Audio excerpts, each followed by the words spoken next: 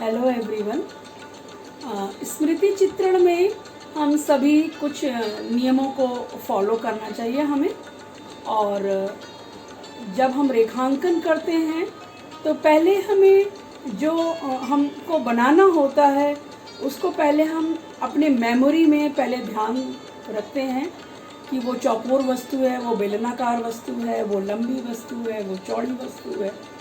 तो उसको ध्यान में रखते हुए ही हम रेखांकन करते हैं।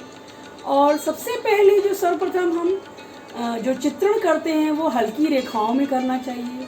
चित्रण के आकार और अनुपात के सही होने की स्थिति में ही चित्रण को गहराई व सशक्त रेखाओं द्वारा पूर्ण करना चाहिए।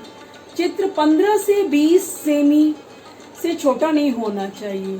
चित्र का संयोजन जो होना चाहिए वो प्रभावी होना चाहिए और उसके रेखांकन में लय और प्रवाह होना चाहिए। लंबे आकार की वस्तुओं में कागज की लंबाई में बनाना चाहिए। जो चौड़ी आकार की वस्तुएं होती हैं वो कॉपी की चौड़ाई में ही चित्रित करना चाहिए। चित्रण को प्रभावी और आकर्षक बनाने के लिए छाया प्रकाश की अभिव्यक्ति आवश्यक होती है। अतः 2B, 4B, 6B और 8B इन पेंसिलों से ही छाया व प्रकाश का भी चित्रण करना चाहिए। स्मृति चित्रण में रेखाओं का बड़ा महत्व होता है। अतः चित्रण करते समय रेखाओं को गतिमय और सशक्त बनाना अति आवश्यक होता है।